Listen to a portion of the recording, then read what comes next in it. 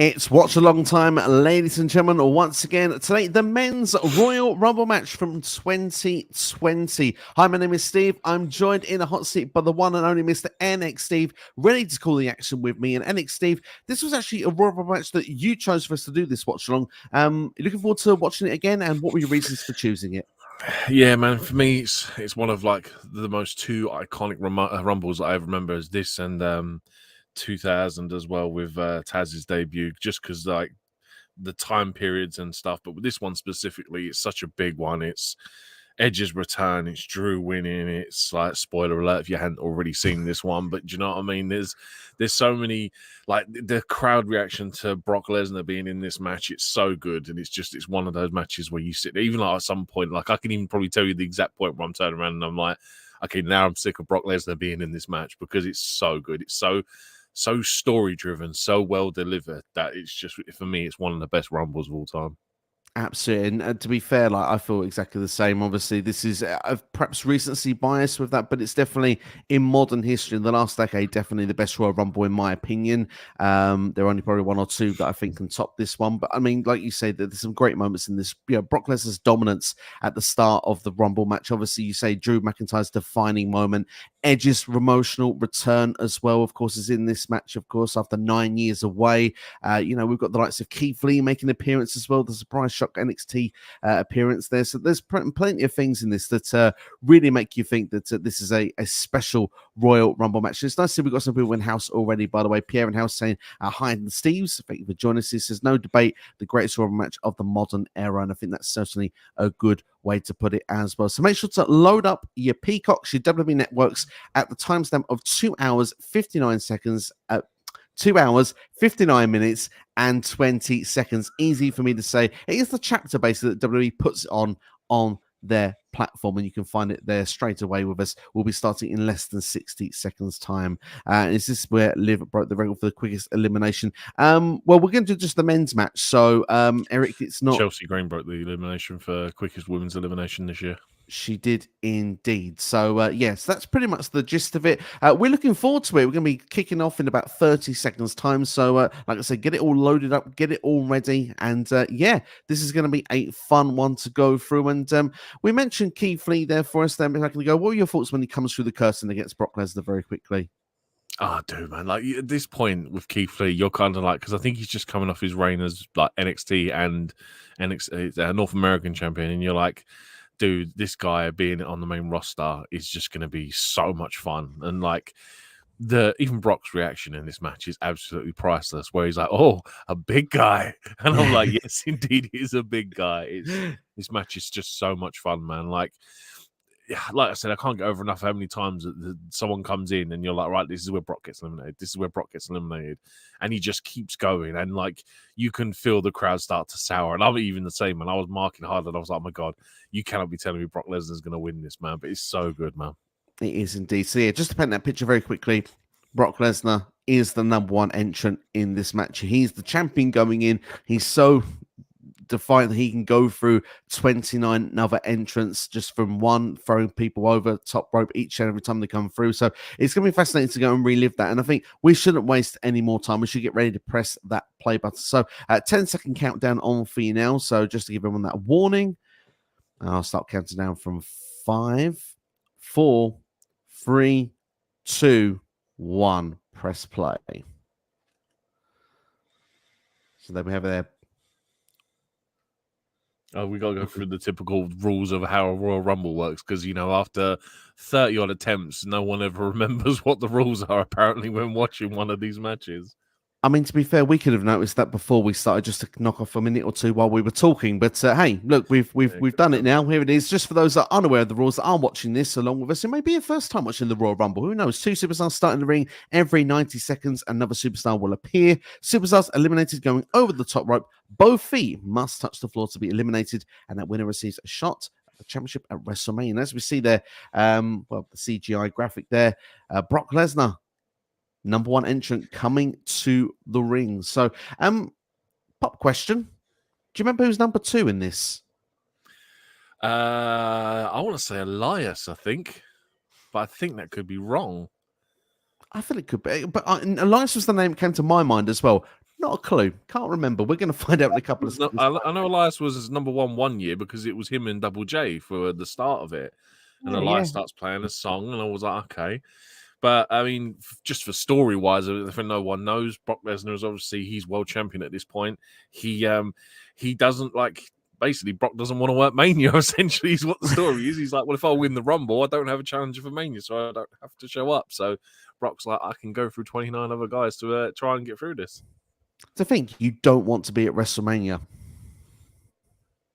Dude, this guy at this point is getting paid $1 million per match on shows. So do you know what I mean? This guy's getting paid $1 million.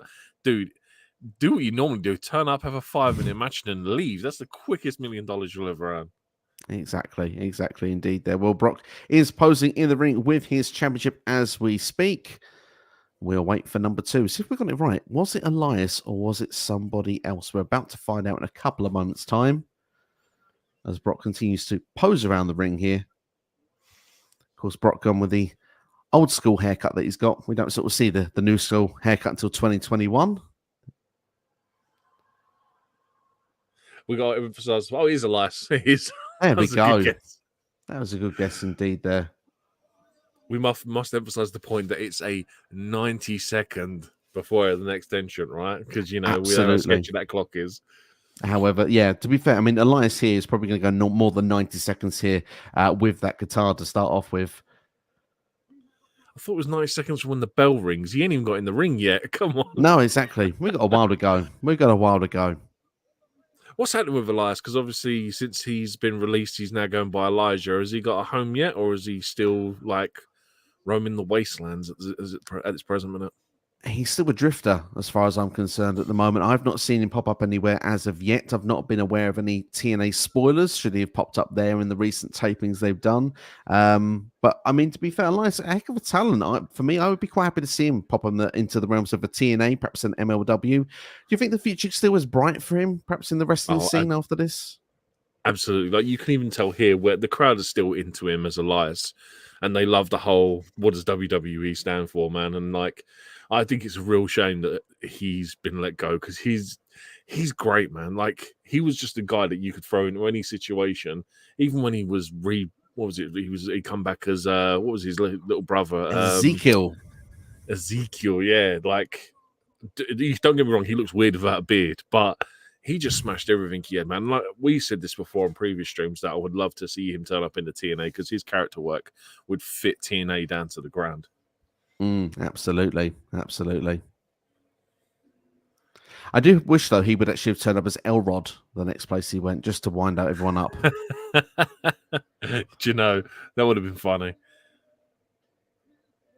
But it's smart, though, going by Elijah, because it's not too far removed from everything he's gone through by before.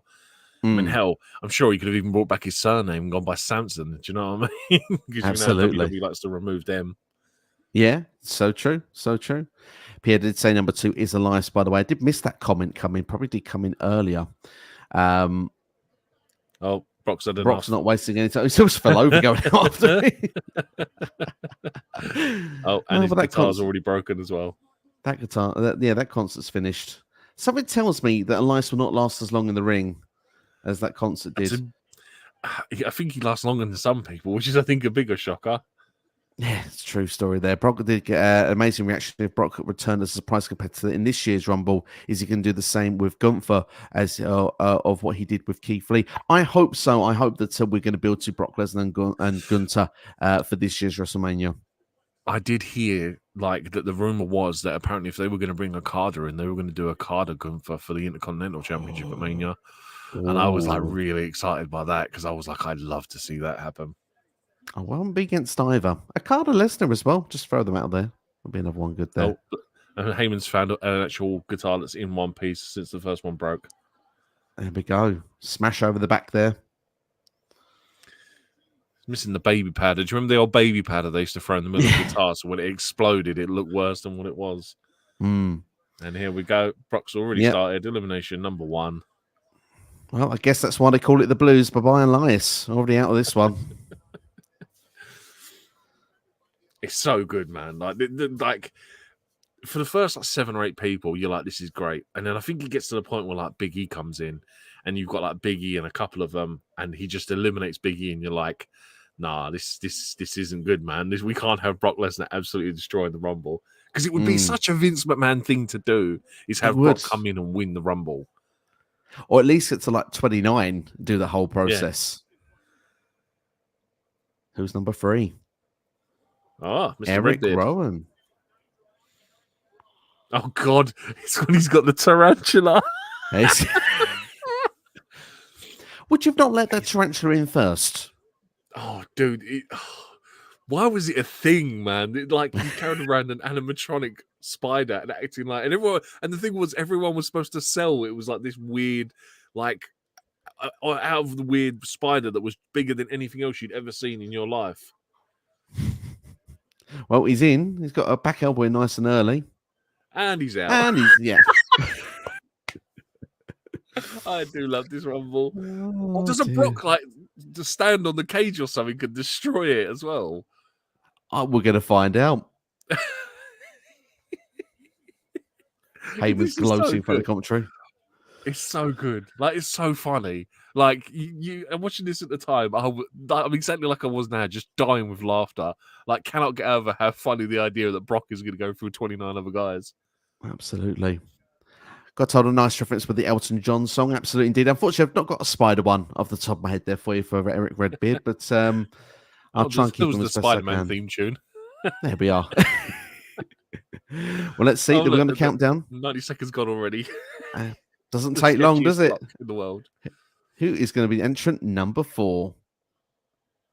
Oh, Mr. Bobby Roode. Absolutely. I'd love to hear that theme entrance at a Royal Rumble again. I would so love to. That's the point as well, but that's why we wait for these people to come in as well. Some of the names that have been linked to have come out today as well. Apparently, Rey Mysterio is going to be in the area. So obviously, like they do with the weekend events, Taker's going to be in for his one-man show, which means Michelle McCall is probably going to be in the Women's Rumble this weekend as well. Yeah, there we go. That's certainly a good shout indeed there. Let's be glorious, as Pierre there. Totally agree there. Let's be glorious indeed. Robert Roode, is it at this stage? Oh dear. Okay. Yeah. I'm sticking with Bobby Roode. It's on the screen and everything. What I say goes. I really wish he'd done something bigger than smiling. Do you know what I mean? Because essentially that's what his main roster role was smiling. Here we go. Brock's got him up. F5, and Robert Roode is done. Just I'm being corrected in the comments as well. Yes, Robert Roode at the time, but for the amount of time that it's always Bobby. Robert Roode. Thing is, it's always Bobby for me. But the thing is, the amount of time he's in this Rumble match, is no point changing this graphic. 3, 2, 1, off you go. There we go. Bye bye, Bobby Roode. Brock Lesnar has had 3 entrants in. He's eliminated 3 so far. Perfect. We got purple Brock as well. When Brock, he does too much, he starts going purple. Oh, and the cock's done again. Perfect. Oh, dude. At least we've not got to kill air time, have we? Who's number 5? That's the good thing. Oh, Mr. John Morrison. Yes. Now, if I remember correctly, John Morrison actually puts up a bit of a fight for about 10 seconds more than everyone else does in this match. Well, he's already lasted a bit longer because of that slow-mo entrance. Do you know what? I always thought it was a cool aesthetic, man. Like, it was one thing I was actually looking forward to when John Morrison come back was that screen graphic. Absolutely. Like Goldberg said, who's next?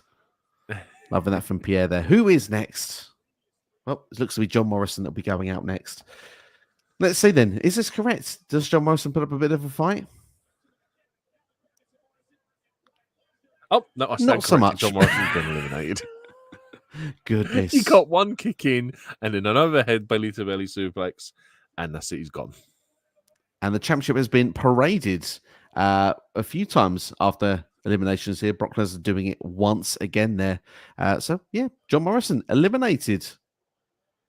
It's great, man. Like, it's so much fun to watch. And you know, the good thing as well about this year was we didn't get major spoilers with who was going to be in the Rumble. Like, a lot of these were genuine surprises. Not like the I think the following year where they announced like 27 of the 30 competitors. My biggest gripe in wrestling is when they do that. Yeah. Well, a few more names have been announced over the weekend. My worry is tonight on Raw that we get about another 15 names announced. I'm kind of hoping we don't get that. The graphic. Yeah, we don't get this. The graphic. You see the graphic and that's it. It's ruined. Well, the countdown again. Countdown again. We'll be going to the comments in a couple of seconds' time. We're just going to find out who drew number 6. Oh, yes. From the New Day, Kofi. And what's great about this at the time, Kofi was the person who was champion before Brock Lesnar. Of course, he'd had that long reign before Brock Lesnar beat him on SmackDown in about 10 seconds. Still one of the most criminal things WWE's probably done in recent memory. But Kofi gets the opportunity here to get some redemption. But of course, as a watch along, and we've seen this before, we know how this is going to go. Come on, Kofi. There we go. So it's all Kofi at the minute, which is like this. That's the small bit of hope it gives you. Kofi gets the first couple of licks in, and then that's it. One press into the corner, and Brock's just dominating all over again. There we go. Daz in the house. Daz asks, who do we think some of the surprises will be this year? Obviously, we have the predictions video will be out fully tomorrow, but we can give a couple of names away. And Steve, any couple of surprises you've got in your house as Kobe just suffered a German suplex? Aside for a couple of the obvious ones, like a Trinity or a Naomi rather, and then an Andrade El Idolo. Hopefully, he gets his full name back if he makes a return as well, by the looks of it. Yeah, I think those two look to be shoo-ins. For outsiders, I mean, actually not so outside. I think Liv Morgan will return for this. I think it'll be a surprise entrant in the Women's Rumble. I think for the men, look out for Braun Strowman, Sheamus. I think the two names you could look forward to as well, potentially. Is Kofi? No, he's not going out. He's going to the corner at this point as we get to entrant number 7. This might be Big E. I think it could be. Oh, no, it's little Ray. Rey Mysterio. So no, this is it, because I think, if I remember correctly, Big E's the next entrant, and we get like a 3-on-1 scenario here. But yeah, other names that you could have coming back tonight. There's for the next weekend. Sonya Deville is also a name that's possibly linked with it as well. I'd like to see Sonya return after her hiatus. Yeah, it's been a while, but definitely like to see her make a return. You mentioned Rey Mysterio actually being in the areas. He's actually in the Rumble right now. He's been clattered by Brock Lesnar. Have we another German suplex coming? No. Straight into the corner. So this is where it starts to give you false hope with this, which is why it's such good storytelling, because you're thinking like, wow, Brock hasn't eliminated either of them. This is the point where the numbers game starts to go against Brock now. And you're like, yep, this is... Go on. I was going to say, this is where Brock's going to go out now. This is the point where it's going to happen. Well, it's two former world champions as well. It's not as if it's like two, we've seen the mid-carders, we've politely seen the jobbers as well. Like, we're not seeing that here. We're seeing other people come in and think, right, okay. He's just stalking. And I guess this was always the good thing about Ray, is he makes the big guys look even stronger, because you could just throw Ray around and it looks so much more impressive. There we go. Teeing up Kofi now. It's Kofi's turn. Another German suplex. And then we should be getting that countdown clock any second now. Fun fact from Pierre, apparently in this Rumble, Kofi doesn't have a miracle save. That's because it's Brock Lesnar. I think the miracle is still in there. Yeah, hopefully, yeah, it's true. Hopefully his miracle save works this year, because the last couple of years it's not exactly gone to plan. No, it has not. There you go. Now this is Big E. Before Big E becomes world champion, isn't it? Is indeed, yeah. Big E's moment coming 2021. In fact, the only premium live event I attended live had Big E as the WWE champion, believe it or not. A result. All three of them on the floor now. This is where you think, right, numbers game, Brock's game is done. This is where the normal Rumble will resume now. None of this one dominates all stipulation. Especially, I mean, Big E being the muscle as well of the three here as well. Yeah. But, I mean, somehow. Trouble in Paradise, loving that. Big E going to go for the big end?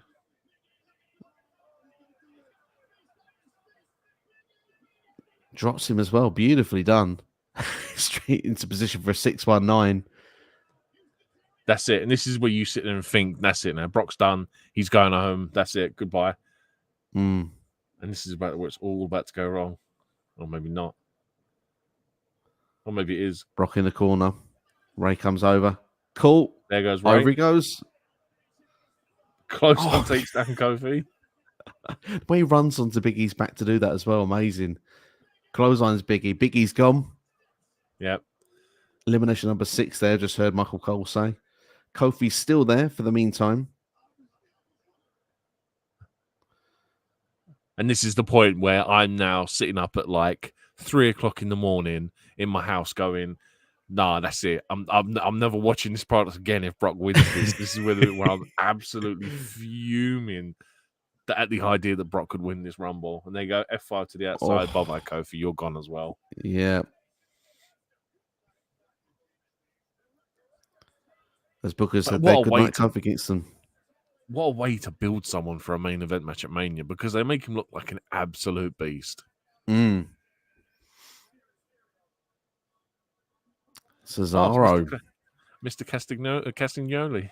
Yes, the Swiss cyborg. The Swiss cyborg. Swiss. Mm. One point, the Swiss Superman as well. Some beautiful European uppercuts. And Brock soon cuts that out. Gives him a couple of knees to the gut, followed by a suplex. And he's gone. It's so good, man. Like, it's such good storytelling. You just kind of think that, I mean, Cesaro was a former Paul Heyman guy as well there. And just, you know, he never was going to get his moment, was he, Cesaro in WWE? It's such a shame. Wow. Not with someone in charge. No. This is why I think, like, with Triple H being in charge now, I think there's a load of guys that will sit there and go, do you know what? I could probably go back and do something now. I think, like, you know, give it the next year and see what Triple H can really do. Because obviously this is kind of like his first proper Mania. But from Mania this year to Mania next year, when he has like a full calendar year to book creative, I think it will give people a lot more reason to go back if it's booked and done so well. Even the fact that Pete Dunne's got his name back for starters. Do you know what I mean? Yeah, of course. Well, that's just a great start as well in itself. Oh, it's Buddy. Yeah. Friend. Suplex friend.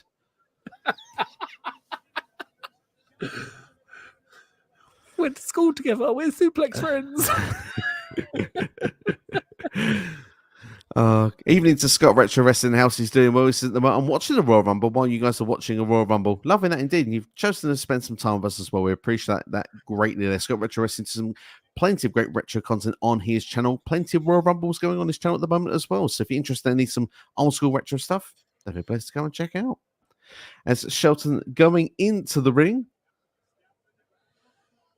See, this is good as well because this is a really opens your eyes. Because obviously, if you don't know about their past, you're kind of like, what's going on here? Why are they shaking hands?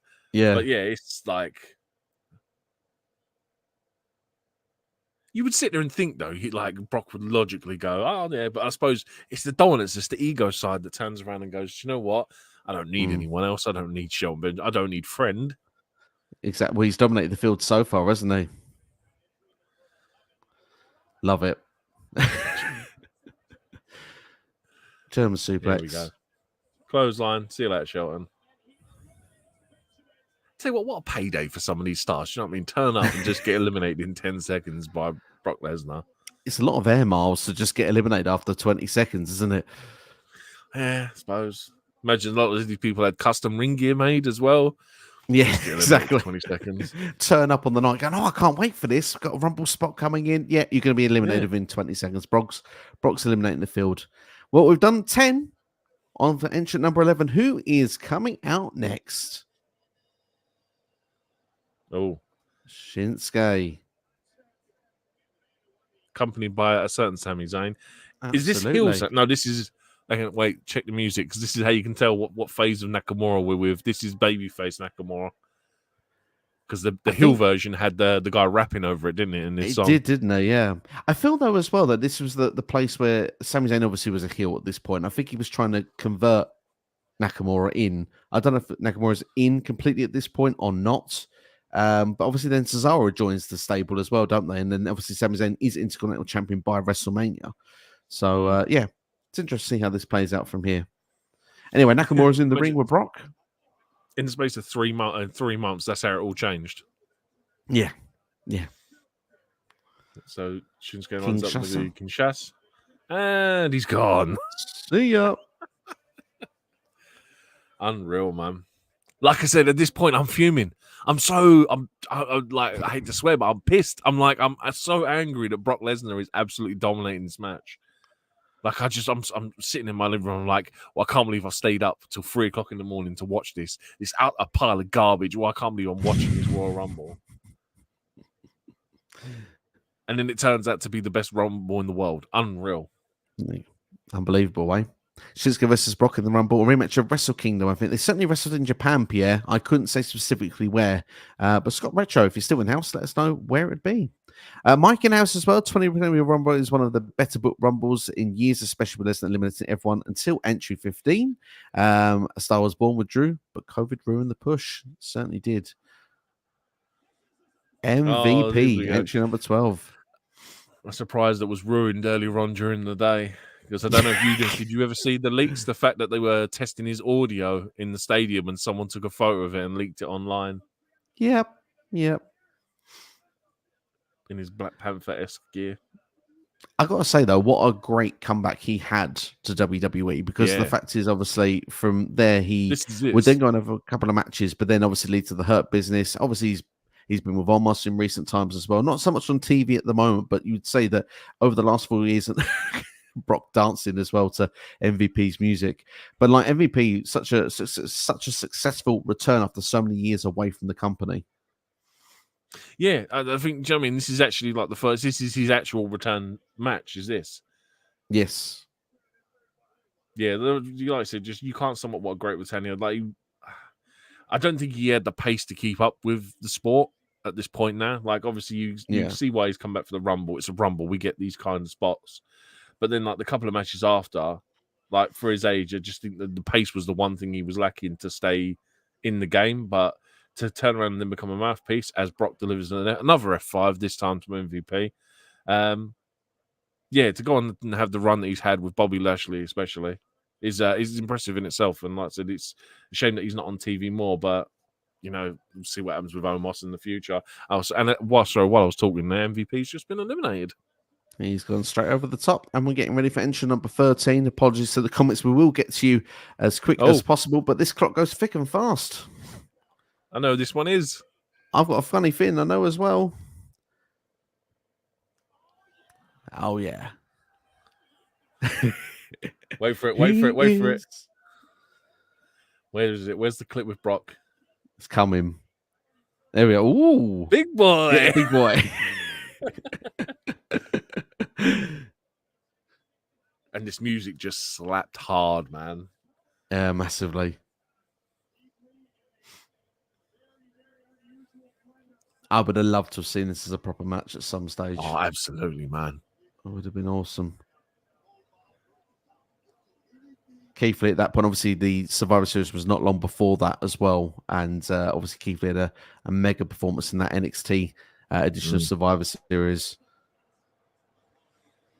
Yeah, that spirit woman, that's the Roman in that match is unreal.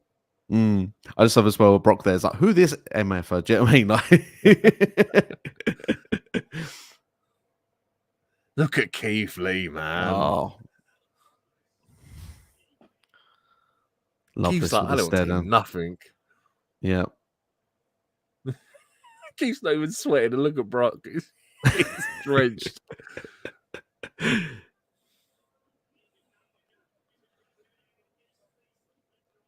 The problem is, this is was my issue with Brock Lesnar.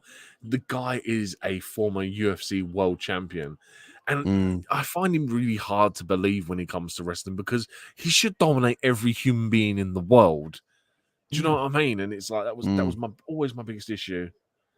Keith Lee I with a can lovely understand that. little forward roll into a clothesline. Keith Lee dominating at the second.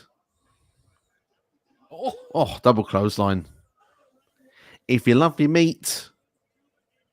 two big boys slapping, mate. Absolutely. Just before we go on to their little bask in his glory there. Oh, this is the guy that dodges bullets. Absolutely. Who's entrant number 14? No, I thought it was someone else. It's Braun Strowman. Oh, no. And again, this is another point where you sit and go, Keith Lee, Braun Strowman, two massive guys. Brock ain't like surviving this. He's gone. Mm.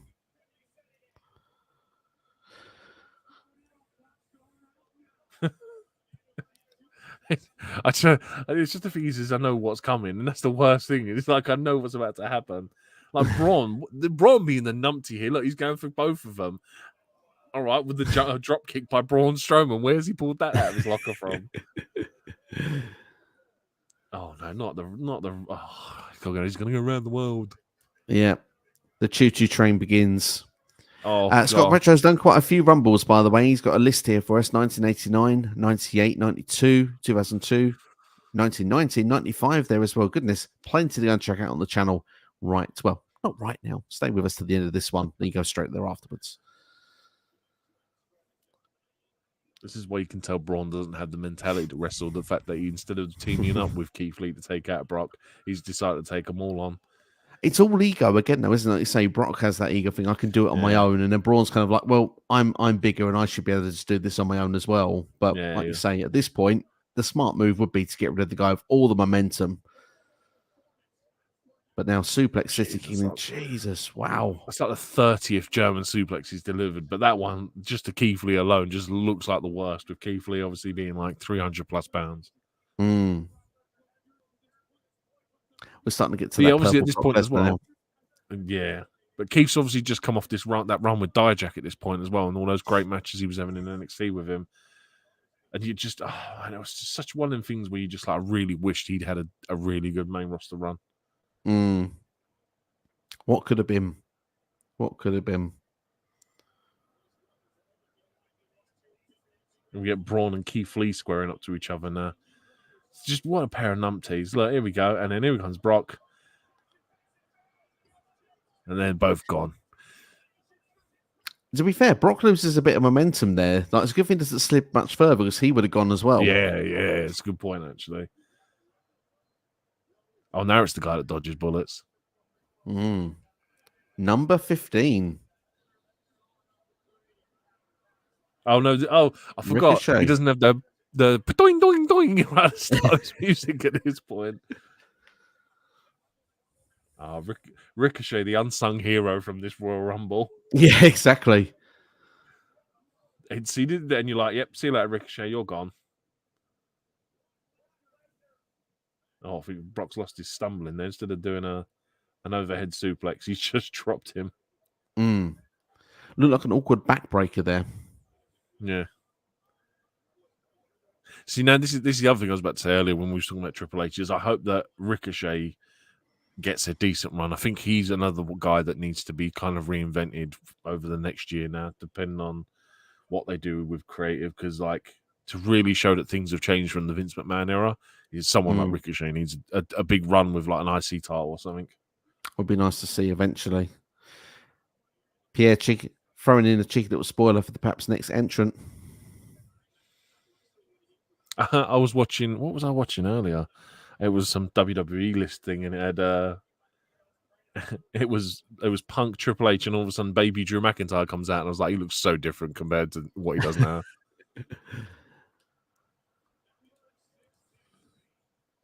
This is what a way to make a star as well with this whole situation here. The thing is, like you said, to this point now, it gets to a point now where you think to yourself, like, there needs to be change in the match. If Brock did this for another half of the match, I think it gets to a point where I think people would turn sour on it. But because of the fact that it goes to now, it's just right at this point, the way that they do things. And it's the right guy at that time as well. It is. Because obviously he's coming off of the whole Dolph Ziggler story, isn't it? There we go. Brock's about to Wait for it. There we go. There we go. Take the gloves off first. He's like, okay, this is a serious fight now. Okay, there's one glove. There's two gloves. Boom! Thank you very much, Ricochet. Proper low And blow that there. Claymore, perfect. Yeah. And that crowd pop is amazing. It is special. Wow. 26 minutes Brock Lesnar last there in the match there. And he got every single elimination up to that. Well, apart from one, he got every single elimination. Pierce has listened to that pop. It was absolutely mental there. But that low blow there, like you said, the unsung hero Ricochet there. And like you say, beautifully executed in the way that Brock sells it as well. Because he gets up and goes mad, doesn't he? And starts destroying the announce table and everything here. But now there's just the stare down. When Ricochet is down and out of it as well, it seems here for the second. Springboard. Exactly. Lovely standing moonsault there. Drew just picks him up though. See you later, Ricochet. My turn to dominate now. Oh, flings him out. Perfect. And gone straight back to Brock Lesnar. This was so good. He's gone straight back to the big thing. So yeah, whatever, Ricochet, and he just goes back to staring down Brock, even though Brock's still on the floor at this point. So I know where my focus is. Yeah, I know what I want. I know what I'm going for. Something tells me that's been longer than 90 seconds. That's what I say. I don't know who's running the stopwatch back there, but I think they're too enthralled in what's going on to keep running it properly. Oh God, Tony Mike, number 17, two-time Grand Slam champion. We don't talk about that. especially his second one where he's champion for a week, I think, before Bobby catches him. Yeah. Elimination Chamber 2021. Cashed in on Drew McIntyre. Yep, they lost it to Bobby Lashley. Great. A pawn in the storyline for a WrestleMania 37 match. Again, Drew going straight back. That was the good thing about that match, though, is like I said this when I can't remember. I might have been on this channel, might have been on Jonesy's channel when we done predictions for Mania, and I said that Bobby was going to win, and everyone was like, "No, Drew's winning, and it was for the fact that I said, but it depends if Bobby and Drew go on first. That's their excuse to let Bobby win that. Oh, I'm sorry. And that whole time I've been talking, Drew's Claymored the Miz and just thrown him over the top rope. There you go. I think you were at Jones's at that point, but brilliant stuff. Yeah, because I was defiant that Drew would win that match at that time. Yeah, that he'd get his WrestleMania moment, and he still hasn't since. It's just a topic of conversation we could probably talk about between now and the end of this streaming places, because this is Drew's crowning moment. The Royal Rumble's coming up this year. I don't think he's winning it, if I'm being brutally honest, but wouldn't it be a perfect time to, revisit it if you wanted to? I mean, depending on what happens with Seth, really, it's a possibility now. If Seth isn't going to be fit for Mania, then hey, why not? Because let's be honest, everyone, I watched a prediction video you put up the other day, and what was it, 17, 18 people predicted Punk was winning the men's Rumble. Along that line. Think if Seth isn't going to make it, why not do Drew? Absolutely. We'll find out who the next one is, but got a big surprise at 21. Ah, yes. Phenomenal one.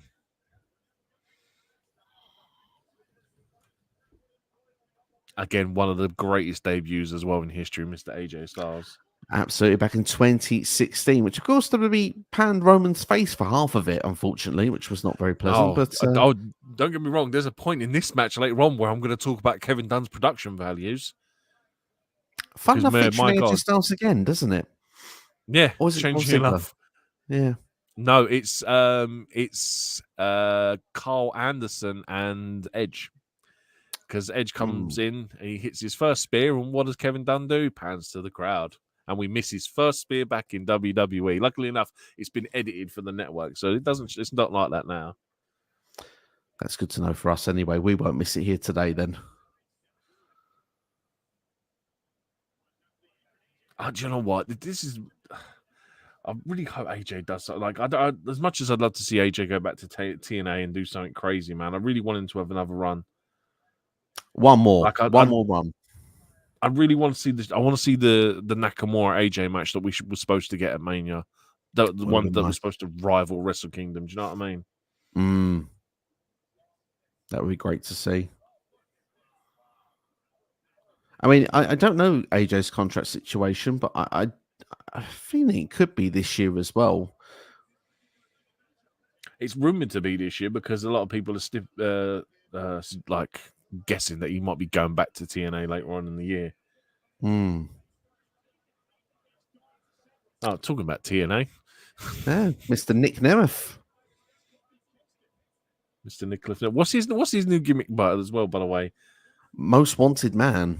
That's it, yeah. Oh, that's a pretty cool tagline, if I'm honest. I kind of like that. Yeah. Focusing a lot of his attention currently on New Japan and TNA going forward. Only problem is it's the same story. But lovely chop block there from AJ. Now Dolph Ziggler. Oh, yeah, obviously, because again, I was saying earlier, this is coming off of their tag team situation, isn't it? Where they've just come off as Raw tag team champions now, Dolph and Drew. Just say Pierre is expecting Jade Cargill to make her debut in the Women's Rumble this Saturday. What a way to make a Stars ever win the Rumble, so I'm looking forward to it. Absolutely, indeed, there. Oh, did you see the news as well today that they've announced the cover stars for the 2K24 game? Have indeed. Cody Rhodes, of course, is on the standard edition. We've got Bianca and Rhea Ripley on the deluxe edition, and then the 40 Years of WrestleMania was the Icon edition. Looks like it could be a really good game this year if they're doing like the 40 Years of Mania. Absolutely, yeah. That's definitely going to certainly get me quite invested. The returns of special guest referee, as well as the casket match and ambulance match. Hey, big Carl Anderson. So now this is the good part. This is where the Rumble starts now, because we're starting to get loads of people come in.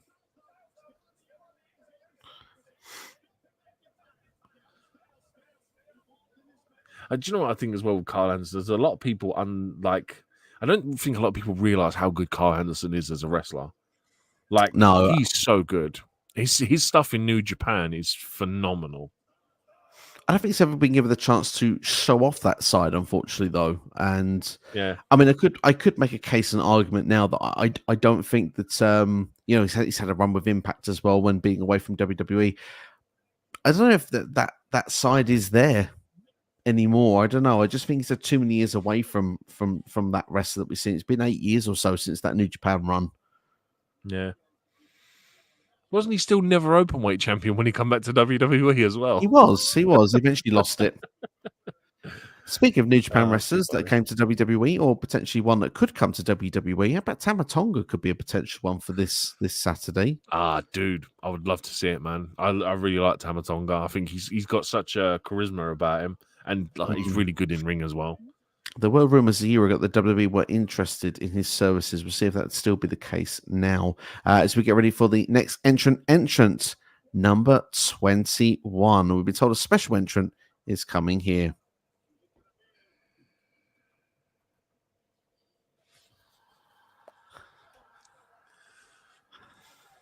Yeah. Still get goosebumps.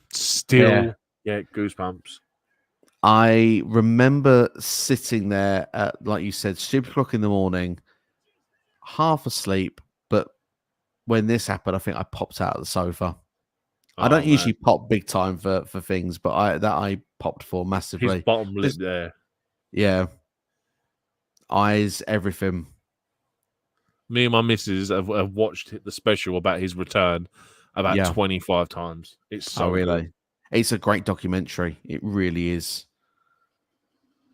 There we go. Someone had to get the pyro in the show. Of course, it was only with one person.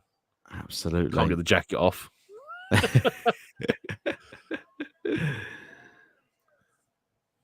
So, yeah, luckily enough for everyone who's watching this on the network, they're going to see Edge get in. And we're watching it at home. They completely miss his first spear.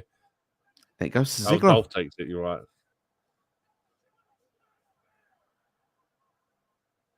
Still looks jacked. He looks like a grizzled young veteran.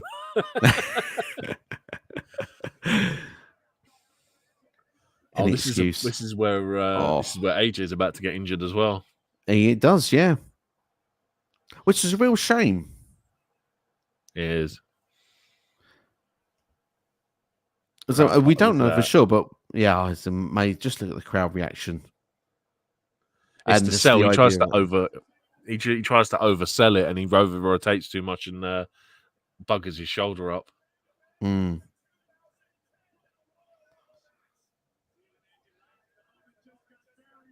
Oh, beautiful! Just in shock. Do you know what I mean? Watching this at like stupid o'clock in the morning, seeing Edge again, and just going, "Oh my god!" There we go. Boom. That's that rotation there. Yeah.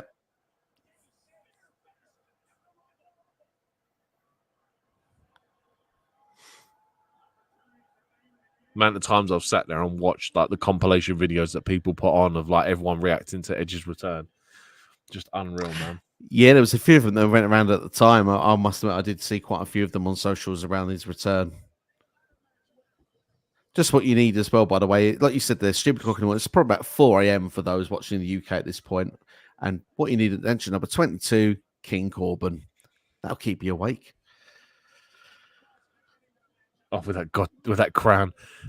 The one that's like made of plastic, and every time someone steps on it, it bends out of shape. I mean, this show is called the Royal Rumble, so I suppose it's wrong to not have King Corbin in it.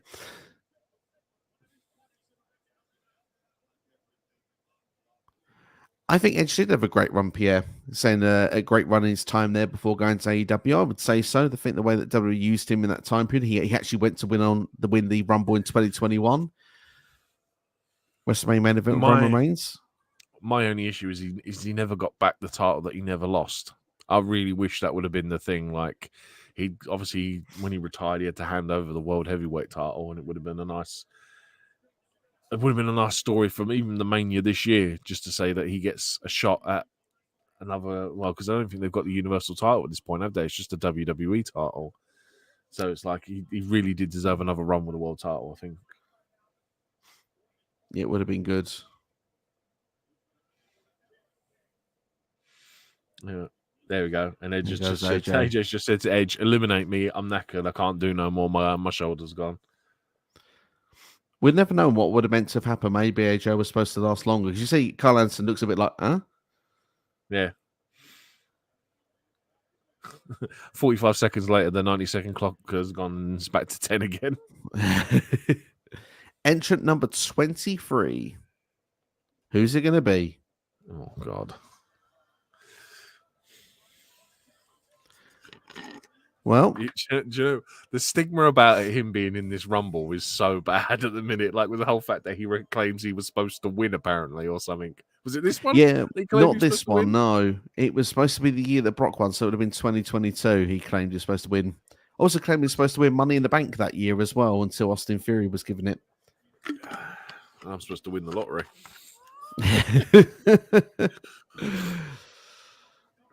To be fair, I think at this point I don't actually mind Matt Riddle. I can't remember his exact deal at the time. I know he was still being. I don't think he was Scooter Bro at this point. I think this was around the period he was doing the tag team with Pete Dunne, which was one of his 2 times that was kind of half invested in Matt Riddle. RK Bro obviously being the other time, but I don't know. I just couldn't take to Matt Riddle. I don't know what it was. I think it's just a stereotype character. Like, it was nothing ever different about him. It was just what you expected him to be. Was stoner dude, like all this 420 stuff and all this kind of. And I'm just not interested in characters like that. No, I think as well as the stuff you hear online and stuff as well. Obviously, you don't have the full understanding of what's true, what's false. He's gone. Yeah, he's out. But he's been eliminated thanks to Baron Corbin. Corbin's not so bad. I like Baron Corbin. I think he gets a lot of stick for the wrong reasons. I agree. I think he's a safe worker. Not every worker needs to do flips and do all sorts of things. You need workers like his Corbin. Characters that he's been given have not been great, but he's always knocked it out of the park in person. Yes, I would agree with that. Oh, it's Gallows with his, I want to say, demolition face paint. certainly along that line. Either that or Powers of Pain. I don't. That's me. I think I remember seeing this and going, "What is he doing?" I don't remember Gallows ever having face paint. It was a New Japan thing. You're right. It was, wasn't it? Mm. That or he's trying to maybe bring out a new version of the Aces and Eights. Yeah. Pierre also thinking that it was the tag team with Pete Dunne around that time period in 2020. I think they did go on to win the Dusty Cup, I believe, if I'm not mistaken. Beautiful deep six there on Edge. Do you remember the... Baron's been eliminated.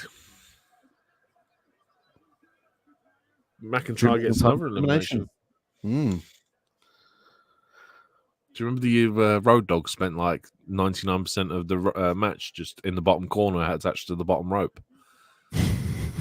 I think it might be 2000 or 2001. He spends like 99% of the match just attached to the bottom rope. And then the one time he gets up, I think Billy Gunn eliminates him.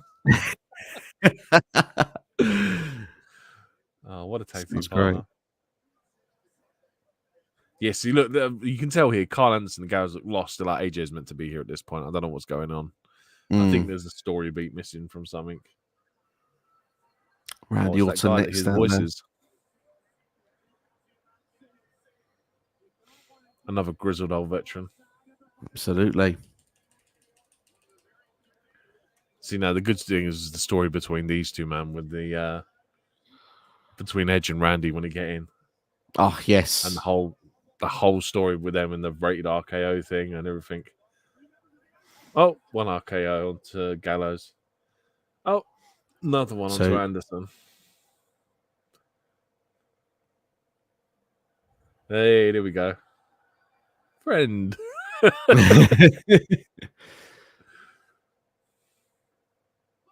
And there goes Gallows, and there goes Anderson. See you, pals. So, again, this is at that point in the Rumble when I was right. We're getting down to the serious contenders now, the people who are going to or have got a chance of winning the Rumble. We've got rid of Gallows, we've got rid of Anderson, as Randy Orton compliments on Edge's six-pack. I think at this point, Dolph Ziggler is the one guy where you're like, yeah, I don't see Dolph winning this. But any of the other three, you're like, I can see any of these three winning it. Winning, yeah. Damn it. Roman Reigns, damn it. Oh, this is his boo period, isn't it? When no one likes him. Yeah, I mean, it didn't really end until he came back as a heel, really, did it? So, although he's starting to get it back now, I think people are ready for a change. I'm telling you now, man, I can still see him winning at Mania. I can still see Cody losing. I'm really scared of it. I feel you. Apparently, he's got to do like another 6 months, and then to beat Hogan's thing, I think, isn't it? Then he's like, I think it's only Bob Backlund and Sam Martino to go. Although Bob Backlund actually, apparently, this is an apparently thing, did lose that championship for a brief spell in a gap in the middle somewhere. So a lot of it's a combined thing, but it's not always recognised. So win. yeah. So Dolph Ziggler has been eliminated though by Roman Reigns in the process. The big dog. But that's like how the Rockers were never recognized as tag team champions, even though they did legitimately win the titles once. It was like for a night, wasn't it? Yeah.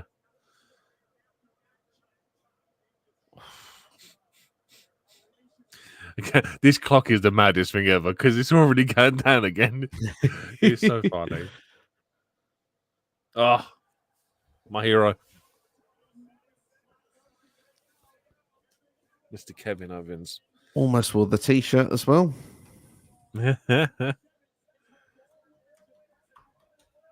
Another guy that deserves a run with the world title at some point.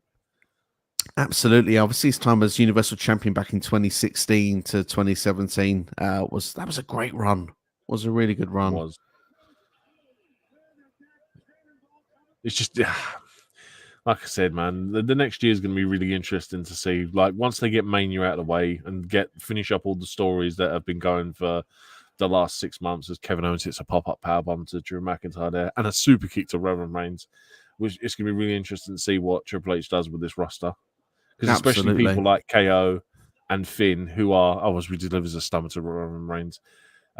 These were all Triple H guys, so it'd be really good to see how he books them. And Randy's teeing it up. He's trying to do it. Nope. Stunner. Nope. Stunner. Gotta love it. Mm. Imagine from this point he goes on to have a Mania match with Steve Austin, man. What more could you ask for?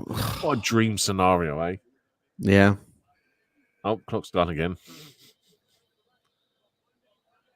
Oh, I forgot. It's Alistair. God, man. I miss this guy as well. yeah. I would, if you could say to me right now, someone that you'd like to see come back, Alistair Black would be one. With that music as well. That music always hit hard. Yeah. Every time. Wasn't this the period where someone kept knocking on his door, though? I think that was coming. Yeah. Oh, okay. He just sits there and looking at a camera going, waiting for someone to knock on his door. And it's like, you need to put a sign up or something, man. Tell people where this door is. Yeah. You know, I think that happened. That did happen. And then all of a sudden he had these matches with Buddy Murphy, which were just incredible. Oh, Black Mass. Like, You yeah, are I think correct, he is one guy that's destined to come back, especially with Zelina signing a new contract. Like, she's extended her contract with WWE as well. Mm. Like this is the good thing about WWE right now is I'm really hopeful for the future because there's so many people on that roster that I can see being world champions in the future, and there's so many people that I'd like to see come back and get a redo on their previous run. Yeah, absolutely. A lot of superstars are getting an opportunity to do that now, which is nice to see as well. Who's drew number 29? It's that guy. It's that AEW World Champion guy. It's Joe. Some other Joe. Another guy who, like, really should have been a world title run. Another guy. I don't think AEW watchers after this would go this far into the stream, but I mean, they would hate me for saying, but another person I'd like to see back in WWE, if I'm being brutally honest. His whole, anytime he got on a mic on WWE was just great. The whole thing with Jeff Hardy, when he talks about sharing with the group, and you just see Randy Orton crack up. It's so good. The thing is, even now, every time Joe is one of them that I just feel he's so legit on the mic. You just believe everything that comes out of his mouth. You feel it with Joe. Yeah. And the thing is he can still do half the stuff that he's been doing for the last 20 years. Do you know what I mean? Absolutely. Oh, look at this. Why didn't we get Joe versus Owens, man? What a story that is.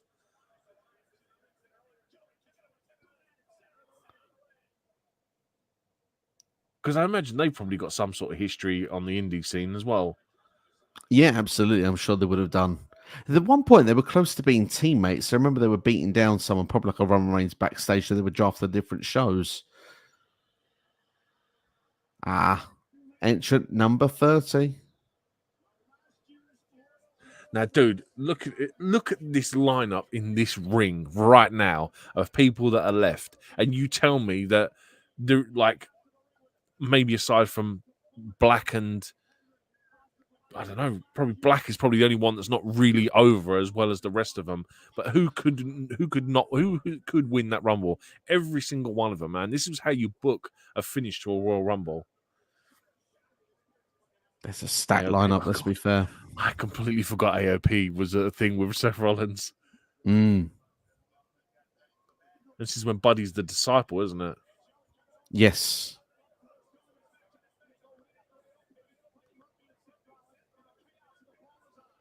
Unreal. Now just complete chaos on the outsiders. Buddy Matthews, AOP, and Seth Rollins destroy KO and Samoa Joe. And now they're all... like, what a clever play, man, to have four guys try and take out the entire Rumble. It's such a clever move to do as well there. As PS says, no Paul Ellering at this time period. Very true. Look at that. Randy Orton just goes flying over the announce table. Oh. Stomp. Curve stomp. Drew already. Seth going for Malachi? Alistair? God, I keep calling him Malachi.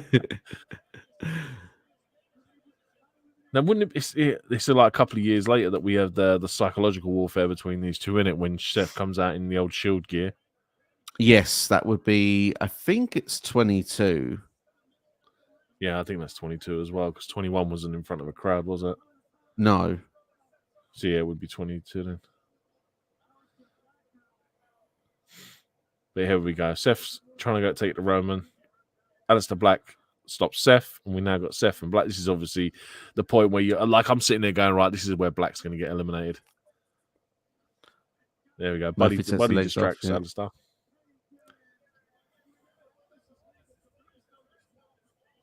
Right, now at this point, look at that. Look at who's left, and you sit and go, you can't tell me not a single one of them doesn't have a chance of winning. We've had it. Yeah. Drew, KO, Roman, Seth, Edge, Randy. Oh, what a great moment. Fantastic catch there from AOP.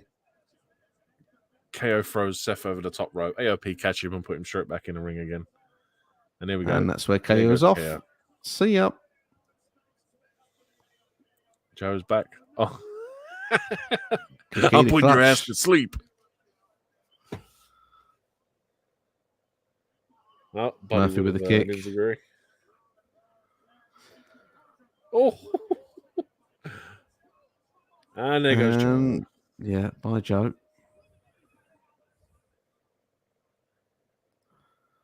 See, my thing when I was watching this at the time is like, how do you not have, like, how do you book Edge not winning this? Because obviously a lot of people would be gassed for Edge to win this. And it's very clever the way they get themselves out of it. It is very clever. Tino in the house, by the way. Hope you're doing well, Tino. He literally watched this match last night. Well, pleasing here was still Tino. We were supposed to watch this last night. I was a little bit under the weather. Maybe Tino thought, oh, sorry, I'm watching it anyway. Tries to reform the Shield, but Roman says, nah. You become... There's nah. So what are we down to now? What we got? Final four, is it? Was it Drew, Seth, Roman, and Randy? Oh, no, 5, sorry, with Edge as well.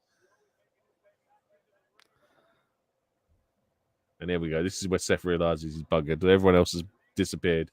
Yeah, it's now essentially 4-on-1. No backup now. I couldn't remember if Nia Jax was in this Rumble. I forgot. We had to get through all 30 first before I remembered if Nia Jax was in this one. There we go. Seth trying to rekindle that Shield bromance that him and Roman once had. Then it's just you and me, brother. He gives me such Macho Man vibes, Seth Rollins. You know that?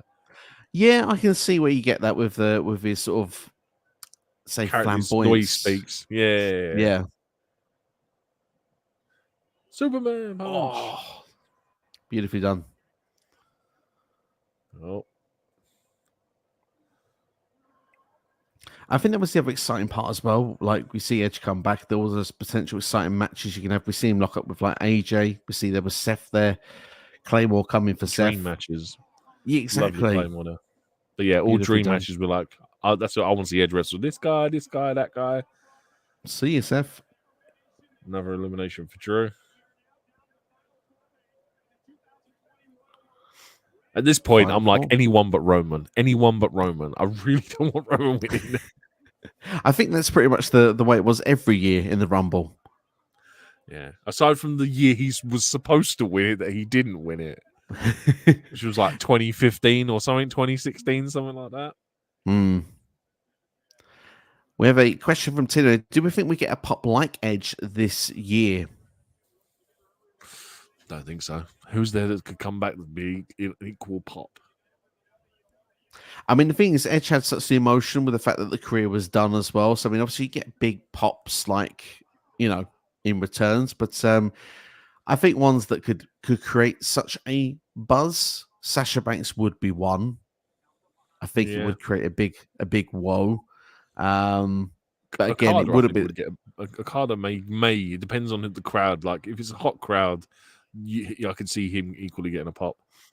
I think AJ Lee potentially could as well, but I don't know if they Oh, would be in the same bracket as Edge. Like I said, you had the emotion factor to it as well. Though, thought you never would see him again. It's hard to top that, but I do Yeah. think we'll get some big special pops, of course.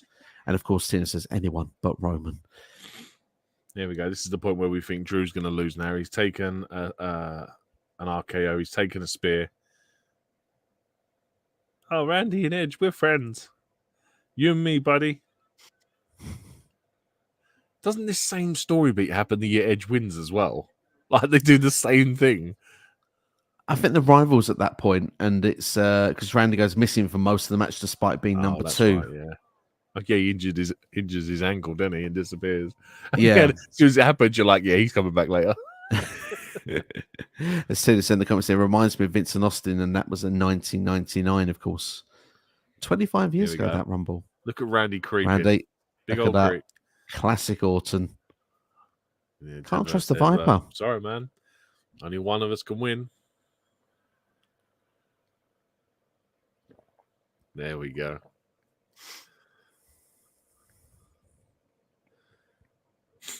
One year, I would like someone to team up with someone and they actually stick to the plan.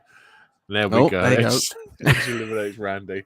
Do you know what I mean? Every year, someone's like, we'll team up, get rid of them all. One year, someone will do that as a plan. Randy, come on, man. You're the biggest snake in there. You knew that was going to happen. Nah, he says. Well, we know what he'll do the next night of Raw. Yeah, exactly. But we're like, at this point, you're like, how does Edge not win this now? Forget Drew. How is Edge not winning this? You still got it. Thing is, it's the sentimental vote, isn't it? It's the one you want at this point. Yeah, absolutely. I remember going online and ordering his T-shirt the next day as well because it was such a sick T-shirt. Oh, big uppercut. Superman punch as well there. This has got to be the start of the heel turn for Roman because I'm like he's booed so heavily here. I mean, he goes away, doesn't he, during COVID, and he comes back as the heel. But I mean, he's missing for like 6 months. So, don't he win the title at some point though before he disappears? He had the championship match for WrestleMania, which he then just didn't appear at. Right. Oh, that beautiful was right. Spear. Yeah. Beautiful spear. Beautiful spear. No, Roman no. Nope. Roman no get eliminated. Some great questions coming from our comments, by the way. We're just going to conclude this Rumble match. There's only a couple of minutes left of it. And then we're going to do your questions at the end. Reigns now pulling Edge over the top rope as well with the looks of things there. Look at that. This elimination is really good.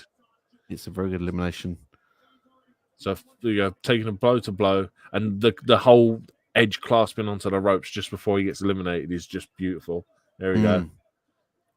Hanging on, and again, and he reaches for the ropes. Well, and very well done.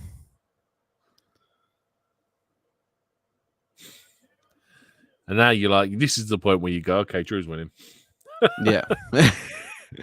But then it comes, like you said, it's so well booked though for that as well, because again, it's that anyone but Roman mentality. So it's back to where you were, where it's like, well, we don't want Lesnar winning it and going through the field. That would be the wrong thing. We don't want Roman winning. That would be the wrong thing. And who's the guy to eliminate both of them? Spoiler alert, it's Drew McIntyre. So it's very well booked and very cleverly done. Claymore took his head off there enough. Straight over, perfectly done. And Drew McIntyre is the winner. A great reaction from the crowd there, and great emotion from Drew as well. Just everything in that Rumble, just every single kind of emotion you could want. Anger, joy, happiness, sadness.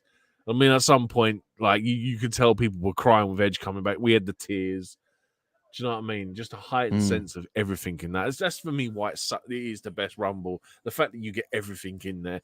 The way it just tips you from being, at one point, like, I don't want to watch this Rumble ever again. Like, the fact that Brock Lesnar's going to win this, to the finish that we get is just unreal. Absolutely. Look at Drew there, elated.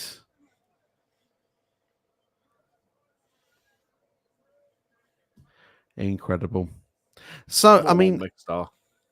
it does. It's a almost perfectly booked Royal Rumble. But I'll take Ray's question first, as it sort of fits nicely.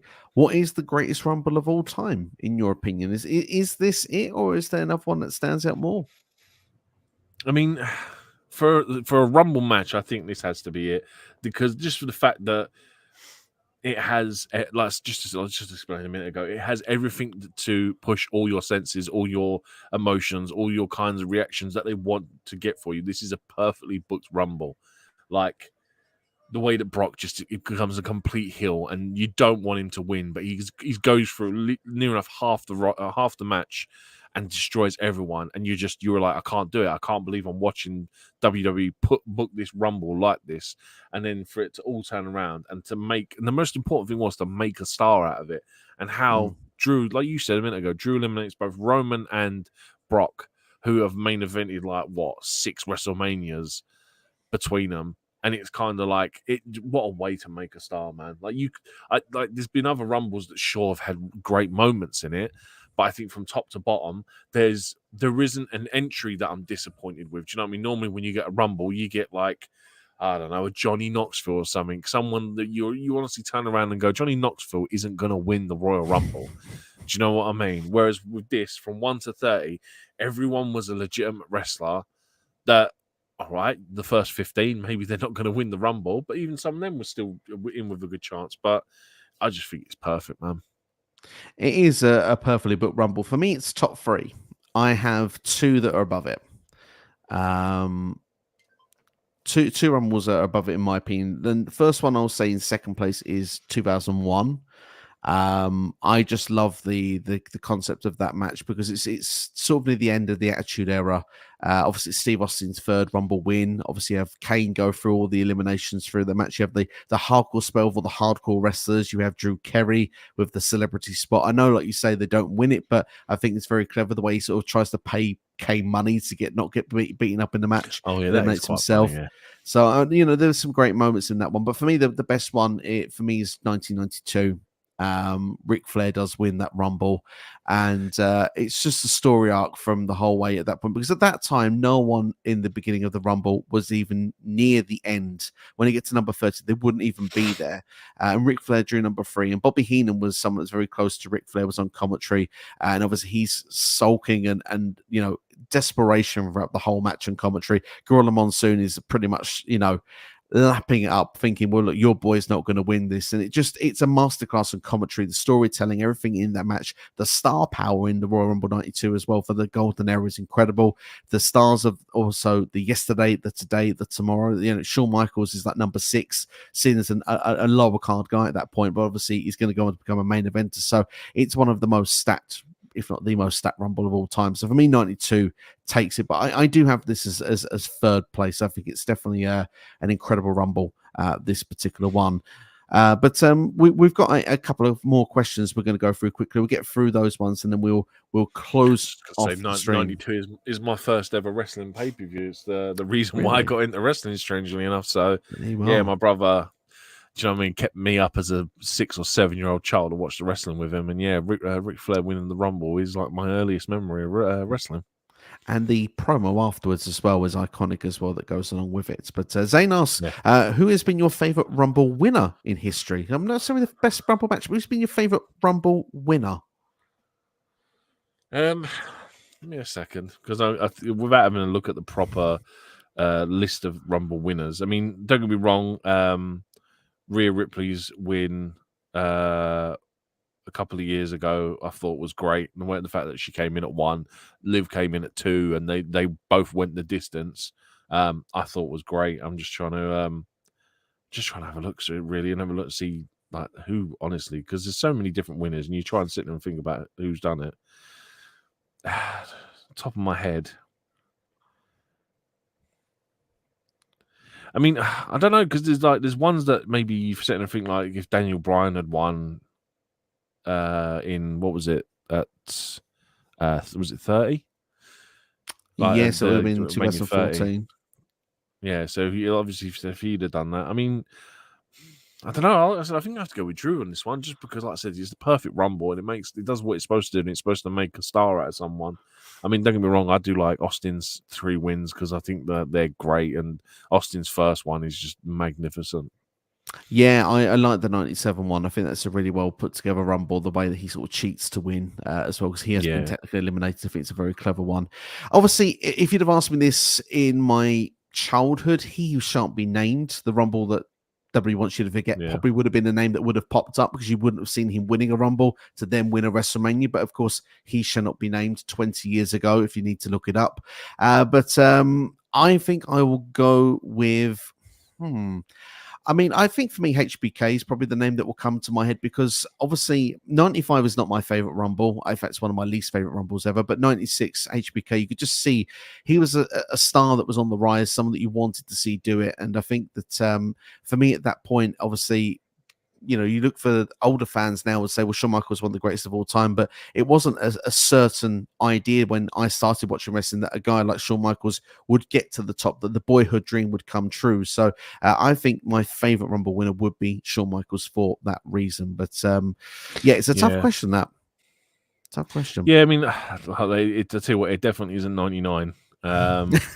And although it's one of my favorite Rumbles of all time, 2000, the finish to the Rumble itself with Big Show and Rock is such a bad finish, and obviously it goes wrong, and like Rock's feet do touch the ground, but the way they have to get out of doing it, and like they get Big Show to pull a witness that was there, and he was standing ringside, and he saw Rock's feet touch the ground, and it was kind of like it kind of made it slightly interesting. But I mean, there's not, like I said, there's been so many where you turn around. I mean, even Shinsuke's in 2018 was good Yeah. because, do you know what I mean? It was kind of like it was one everyone wanted, or like everything else has kind of been almost predictable. So I don't know, man. Yeah, like I said, I want to stick with McIntyre for me because I just did what it did and made a star, and he goes on to win the world title against Brock at Mania that year. Absolutely. If Liv Morgan does come back this Saturday, do you think she'll get a big pop? I think she will. My only issue is that, well, the only issue I think that there's going to be with that is that Rhea's not going to be in the Rumble. And I think, like, if you're going to have her return, it really kind of needs to be against Rhea Ripley. Mm. Obviously, I think the storyline was that Rhea took her out. So, do you know what I mean? I think there needs to be that interaction with them. So, she'll get a pop, but just not as big as probably what it could be if Rhea was in the match. I hear you. I think you make a good point with that. I think that Liv could maybe be a runner-up and could maybe still get the match at Chamber. But yeah, I think she'll get a big pop regardless of when she comes back. But I understand that Rhea Ripley should definitely be the target when she does. Roger asks, what do we think of the 2K24 cover stars? I think personally, brilliant choices, if I'm going to be honest. Good choices. I'm just nitpicking here, but I would like to see one female superstar get one cover 1 year. Like I respect the fact that they've done it for both Rhea and Bianca this year, but for 1 year, it just needs to be a woman on their own, because even when Becky was on it, who was she on the cover with? Roman Reigns. 1 year, the standard edition just needs to be a woman. That's it. Just get it over and done with. I know they'll make a big deal out of it, but my critique is that it's on the deluxe edition, which is like 20-30 pound more than what the standard edition is. So more people are going to have the Cody Rhodes one than the deluxe edition one. That's my issue, is that, oh yes, it's a great achievement for the two of them to be on the cover. It still at some point needs to be a woman On the standard edition, I agree with that. I Yeah, think that's a very well put point. But I do got to say, I do love the designs. I think they've been yeah. really well presented. I think great choices of superstars as well. And the Yeah, idea of the whole 40 years of WrestleMania cover as well. I'm actually genuinely excited to see this game this year. Like, it's kind of like copy, paste, and repeat every year. So, but the fact that we're going to get like, I don't know if did you ever play Legends of WrestleMania? I didn't know. Right. I didn't. Okay, so this kind of, I'm getting the impression that this is kind of like what Legends of WrestleMania was. So Legends of WrestleMania was, you basically could go back and rewrite every single Mania finish. So it would have all these classic matches between like Hogan and Warrior and whoever. You could either relive them as they happened or completely change them and do the change in like a different outcome. Like, so Hogan beats Warrior at Mania 6 instead of like Warrior winning. I get a feeling it's going to be similar to that, and I really love Legends of WrestleMania, so I'm really excited for it. So it should be really fun. Should be really, really fun. I'm going to jump into this question because I think it's quite fun here. Are we buying the game? And if so, what edition will we buy? I will buy it because I buy it every year because I'm a big sucker and like I actually enjoy playing the games. And my only issue is that games are getting too expensive nowadays. So for me, I'm going to stick with the standard edition. I will get it this year. I had to wait a long time to get 2K23. I didn't get it when the game came out. In fact, I waited quite a few months till afterwards. But this year, I'm thinking I will probably dive in earlier. And if possible, I'd like to do the deluxe, I'd say. Obviously, you get all the DLC with it and stuff. So, yeah, I think that if possible, Yeah. I will look to do that. But My I agree with you. It's getting quite expensive these days. my issue with that DLC is that they always add in people that have been with the company for like 2 years. Like I remember one year they put Katana Chance in as DLC, and then she was in the full game next year, and then they took her out and put her in the game the following year as DLC. And I'm like, that's why. And like I know for a fact that Punk's going to be the DLC this year, which is okay. I'm glad they break it up into 5 separate pieces so you can buy who and when you want. And from the rumors that are going around, that Punk's going to be in like an ECW themed one with the Dudley Boys and Sabu, from what I hear, which is like that's pretty cool one to buy. But like, Yeah. I think last year I didn't buy any of them, and like they had, I think the only ones I wanted was like Pretty Deadly. But you sit there and pay £7, £8, £9, £10 for that pack, and you only want 2 people out of it. And I think, and the guy, like I said, Pretty Deadly had been in the company for years, but to sit there and have them as DLC, I just think it's a bit of a cheap, like it's a bit of a cheap cop. Understand that. It's also a Creation Suite as well, which I'm sure half of them they brought there before. Yeah. Tino's already pre-ordered the Icon Edition. Tino not wasting any time. Good man, Tino. I'm sure there'll be some early gameplay on his channel as well. Then we're getting, of course, casket matches, ambulance matches. Going to be so much fun. The Icon Edition used to be good when they gave you like, I remember years ago, didn't they give you like segments of the ring one year, like as one of Ric Flair's matches or something? They gave you like a collector's piece, which they should do that stuff again, man. That makes it worth it for $120. I think they're charging. Yeah, it would be fun if they're going to do that. When you was a kid, did you believe wrestling was real? I didn't. I was told before I even started. So yeah, that for me it was kind of that was more exciting part of it because I was like, oh, how do they do this? And then I got invested in the storylines. That's what got me in quite early. How about you, Steve? Yeah, because I was stupid. And my brother used to do sharpshooters on me all the time. So, you know, when someone locks you in a sharpshooter and it legitimately hurts, you kind of like, oh, maybe this is real. But then you get to some point where you're like, they're punching each other in the head a lot, but no one's bleeding and there's no bruising. It's kind of sus. But yeah. Yeah. Fair play on that one there. Mike asked what wildcard entrant predictions do we have for the men's and women's Royal Rumble. Well, let's probably answer this a bit more in detail tomorrow. But his is Ken Shamrock for the men's, Gail Kim for the women's. Do you have a wildcard prediction for surprise entrance?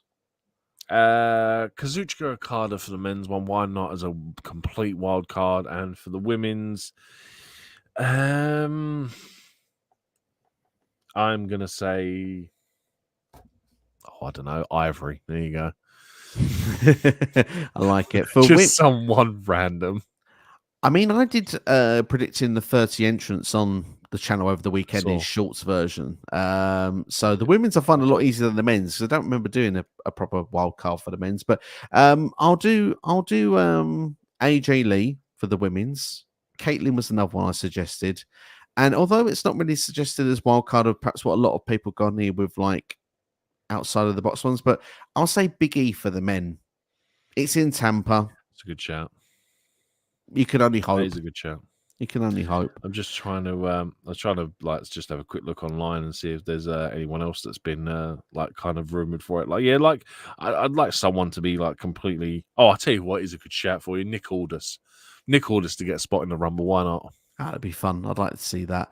And Roger said he cried when Hogan won the Rumble in 91 because he's a big fan of Hogan as a kid. I've got to say, a good Rumble as well, 91. I enjoyed watching that one as a child and actually watched it a couple of years ago. And yeah, good Rumble.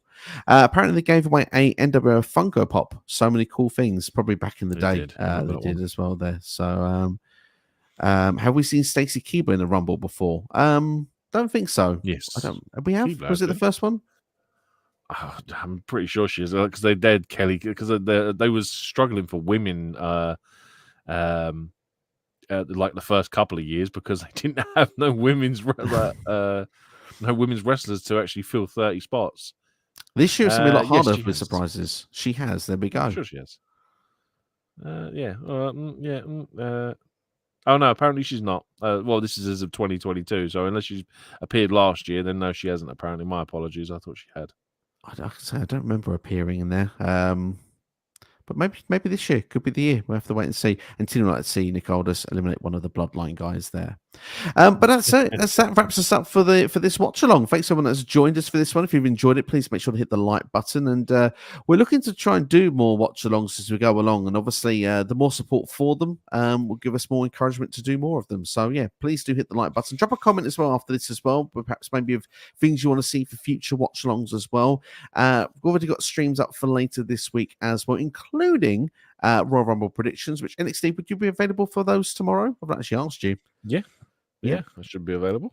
We'll be around tomorrow then for those, and I'll be myself and Greg Cherry going to be on this channel on Thursday. We're going to be doing a retro Royal Rumble Q&A. So anything old school Rumbles you want to talk about, even up to date ones as well. If you want to do that as well, feel free to get involved with that. It'd be nice to have Greg Cherry on the channel. Ray's asked if you've got an X account, NXT, which you do.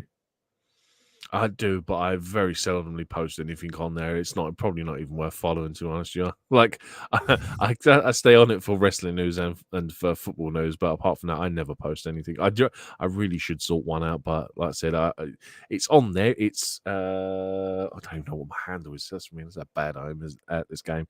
My social handle is, I'm pretty sure it's at Silky16. So that's SILLKY16. I will probably.